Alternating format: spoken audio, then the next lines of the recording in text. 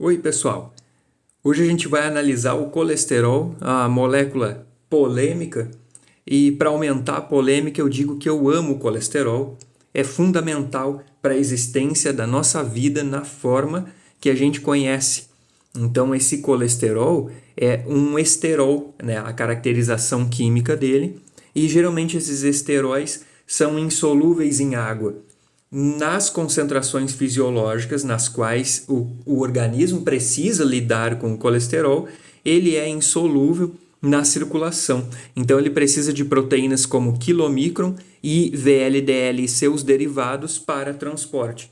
Essas lipoproteínas, elas transportam não apenas o colesterol, mas também triglicerídeos e fosfolipídios na circulação, e a origem delas varia, né? O quilomicron é produzido no intestino e carrega lipídios oriundos da dieta para o restante do organismo. E o VLDL é produzido no fígado. Então, o transporte do fígado para o organismo dependendo do VLDL. Conforme se dá o consumo de lipídios armazenados ou sendo transportados aqui no VLDL, se tem a formação do LDL. Então, é transporte de lipídios em geral, incluindo o colesterol. O colesterol tem duas fontes para o organismo ter acesso a ele. Uma é da dieta, mas de origem animal. Células vegetais não têm colesterol, então eu não obtenho colesterol de nenhum vegetal. E a outra fonte é o fígado. Então, ou vem pronto da dieta, ou o fígado produz, sendo que a principal fonte de átomos para a síntese do colesterol são os carboidratos, representados aí principalmente pela glicose. Então eu tenho que a síntese do colesterol depende muito da glicose e, claro, enzimas, sinalização hormonal. Ácidos graxos não são uma fonte de colesterol. É alguma coisa que chega às vezes a informação, né, de que ácidos graxos ou triglicerídeos são usados na produção de colesterol, e isso não é verdade. Não existe nem enzima para fazer isso no organismo, e o consumo de ácido graxo, de triglicerídeo, se dá numa ocasião que eu não tenho habilidade nem hormonal nem enzimática para sintetizar colesterol. Fora que não tem nenhuma formação de intermediário que possa ser oriunda de ácido graxo ou de triglicerídeo que vá servir à síntese do colesterol. Então essa informação é completamente equivocada. A síntese do colesterol, quando se dá no fígado, é a partir principalmente de carboidratos. Das funções do colesterol, por que o cara diz que ama colesterol? Bom, ele faz parte de membranas biológicas. Aí a membrana plasmática, que é aquela membrana que envolve todas as células, tem uma boa quantidade de colesterol, e nessa membrana o colesterol serve como um tampão de fluidez de membrana, ou seja, garante um movimento para essa membrana, garante uma dinâmica, uma plasticidade. A membrana plasmática, que envolve todas as células do nosso organismo, ela não é rígida. Então cada membrana, cada célula tem a sua membrana, e essa membraninha não pode ser como um tijolo rígido. Ela deve permitir movimento nela, um movimento de proteínas e demais moléculas até que cruzem essa membrana livremente, e essas proteínas na membrana devem se mover até para executar a sua função. E além disso, a membrana pode se mover num evento, por exemplo, de endocitose, de fagocitose, quando a célula captura algo que está fora, traz para dentro, e aí ou degrada aquilo na fagocitose ou utiliza de uma maneira ou outra na endocitose. Então o movimento na membrana e o movimento da membrana são em parte permitidos pelo colesterol, ele que garante isso. E aí o nível pode variar, por exemplo, de colesterol de uma membrana biológica, como a membrana plasmática, para a membrana de organelas, né? Varia um pouco aí a composição. Mitocôndria, por exemplo, tem pouco colesterol compondo suas membranas.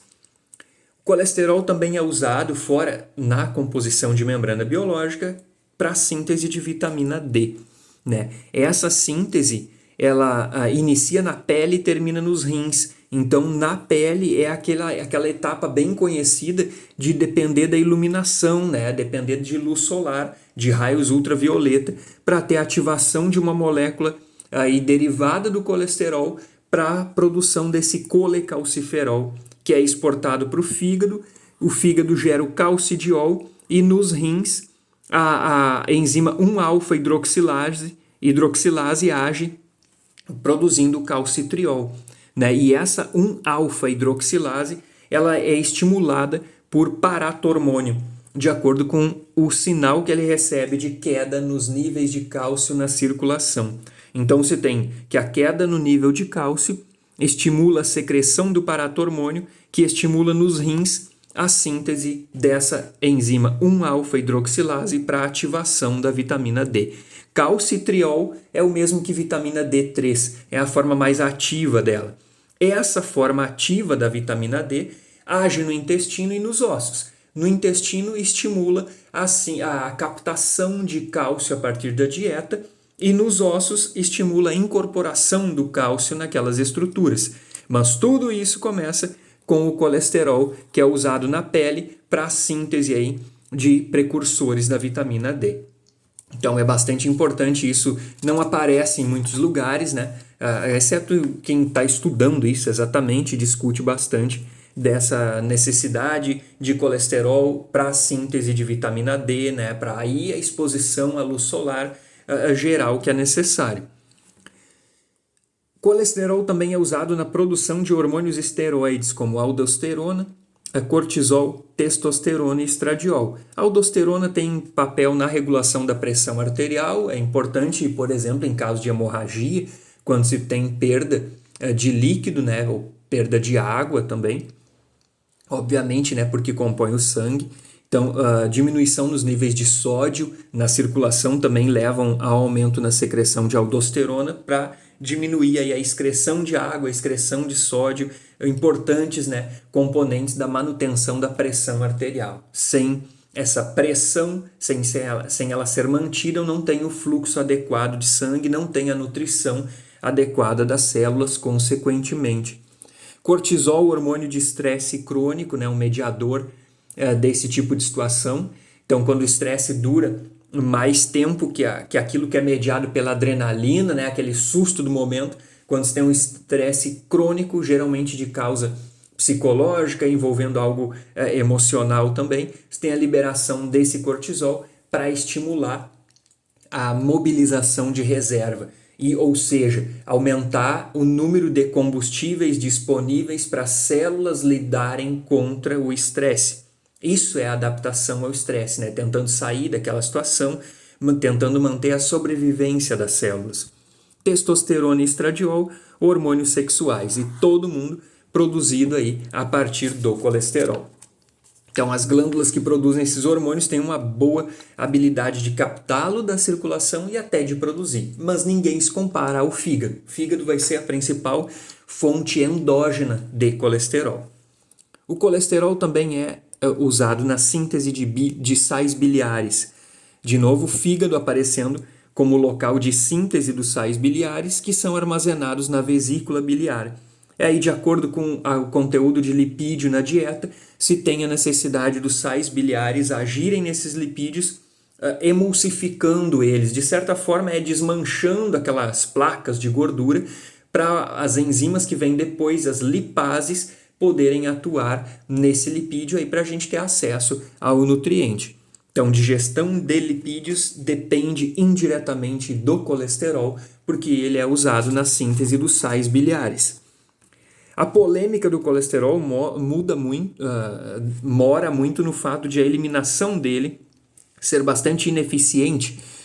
A eliminação não se dá de colesterol como ele está, mas sim na forma de sais biliares. Os mesmos citados antes para atuarem na digestão de lipídios são excretados cerca de 4 a 5% nas fezes. Então, o fígado produz sais biliares, a vesícula armazena, secreta na hora certa e quase nada disso sai nas fezes. Ou seja, eu preciso consumir mais colesterol para produzir esses sais biliares que eu excretei. Mas é muito pouco que eu vou precisar. Então essa via é pouco eficiente. Uma questão numérica: cerca de 4 a 5% dos sais biliares são excretados nas fezes. Isso é muito pouco. Significa que muito pouco colesterol vai ser necessário para este fim, porque o reciclo é otimizado. Além disso, o colesterol não é um combustível. Não adianta o tipo de exercício, mas eu não tenho um consumo de colesterol na produção de ATP. Não interessa se é um exercício aeróbico ou anaeróbico, a produção do ATP não vai depender do colesterol. O que pode acontecer ao longo, aí, se for um caso de um treinamento, então uma coisa mais disciplinada, então ao longo disso eu tenho um consumo maior de glicose por outros motivos, e aí eu diminuo um pouco a disponibilidade dela para a síntese do colesterol. Mas assim é um efeito muito indireto e vai depender um pouco de disciplina, né, para levar essa glicose para outros caminhos de manutenção do estado energético durante o exercício, que não aí tanto para colesterol. Mas isso não é o único tratamento e nem é uma indicação minha. Isso tem que ser recomendado, tem que ser uma recomendação médica, né? Eu só digo que não é o caminho direto para a diminuição no nível de colesterol quando este estiver elevado, como é observado na hipercolesterolemia e naquela hipercolesterolemia familiar, que é mais grave. Então, isso diz pra gente que é muito difícil se livrar do colesterol. Talvez o mais legal seja impedir a sua síntese, como vai ser visto aqui. A produção do colesterol depende muito de enzimas induzíveis, ou seja, os meus hábitos, por exemplo, de ingestão contínua de dieta rica em carboidratos, leva a um sinal, a uma liberação de insulina. E essa insulina é um grande estímulo para que várias enzimas do metabolismo sejam estimuladas, que tenham a sua quantidade aumentada. Isso é uma enzima induzível. Se eu faço isso por muitos anos, então eu tenho um estímulo sobre várias enzimas que parte lá da insulina. E essas enzimas, algumas delas estão envolvidas na síntese do colesterol. Uma das mais famosas, que inclusive é alvo do tratamento, é a hidroximetil-glutaril coenzima A redutase. Chama de HMG-CoA redutase, que já serve. Então essa enzima tem que ser inibida em casos mais graves de hipercolesterolemia pelas estatinas, por exemplo. Também, de novo, recomendação médica, né? Tem que saber se tem o problema, tem que fazer exame. Se tem, aquela pessoa vai recomendar o melhor para cada caso. Como eu disse, existe um caso familiar que é um dos mais severos quanto à manutenção do alto nível de colesterol na circulação. Então, mais alguma coisa talvez seja recomendada. Mas é difícil, então, se livrar tanto do colesterol como está. Não se excreta colesterol puro, tem que transformar em sais biliares e essa excreção é diminuída, porque o reciclo é otimizado. E ainda a educação do organismo, quando ela é baseada aí os nossos hábitos são baseados numa dieta rica em carboidratos, é difícil desfazer daquelas enzimas que foram produzidas a mais, induzidas pela própria insulina. É um sinal muito forte, é isso que eu quero dizer. Dura mais tempo. Eu preciso de uma reeducação alimentar para aquele nível voltar a um estado basal. O colesterol também é um problema, né? Principalmente porque ele é um facilitador aí da aterosclerose, mas não ele diretamente, e sim a lipoproteína do seu transporte. A LDL tem os seus níveis aumentados de acordo com o nível do colesterol. Se um aumenta, o outro provavelmente aumentará também. E esse LDL, quanto mais tempo ele permanecer na circulação, maior a chance de ele sofrer dano por glicação, que é dependente de glicose, nitração, que é dependente de peroxinitrito, que é uma espécie reativa, e oxidação, aí por espécies reativas também, mas muito ali derivadas do oxigênio. Né? Isso aqui tem tudo associação com estresse oxidativo, né? A coisa que o pessoal geralmente ouve falar. E a oxidação do LDL parece ser aquela alteração mais associada à aterosclerose, né? Quando eu tenho ali lesão da parede do vaso sanguíneo, e aí eu perco bastante a habilidade de regular esse vaso sanguíneo para variar de acordo com a pressão arterial, aumenta a chance de inflamação no local, de rompimento do vaso e por aí vai. De bloqueio, né, do vaso também, bastante característico isso. Então a aterosclerose tem uma associação forte com lesão ou com dano molecular no LDL. Né? Então isso é uma causa de preocupação em distúrbios, doenças cardiovasculares. No entanto, o colesterol, a utilidade dele, as funções se sobrepõem ao risco, por isso que o organismo manteve isso ao longo da evolução. Né? Se surgiu alguma célula que não teve colesterol, ela não está aqui na Terra em células animais. Né? Animais não têm, todos eles dependem muito do colesterol para a estrutura de membrana, por causa dessa função de tampão de fluidez. Né? O colesterol, então, resumidamente, ele também é usado na síntese de hormônios esteroides, dos sais biliares e da vitamina D, e de forma nenhuma ele é um combustível. Né? Então, isso aqui é para chamar a atenção agora no final do vídeo de funções muito importantes que se sobrepõem, claro, ao problema, mas se tem um problema ele deve ser tratado por recomendação médica. Recomendo muito isso, né? Não se basear em até história de outras pessoas e tal, porque o organismo é único, então ele tem uma demanda única, ele tem uma utilização de substratos de forma única, né? Isso é sagrado. Então procure orientação médica para um tratamento mais correto, com o menor risco possível. Por hoje é isso, então. Obrigado por ter assistido. Comente aí e faça perguntas que, na medida do possível, eu atendo. Muito obrigado, então, pessoal. Vamos em frente.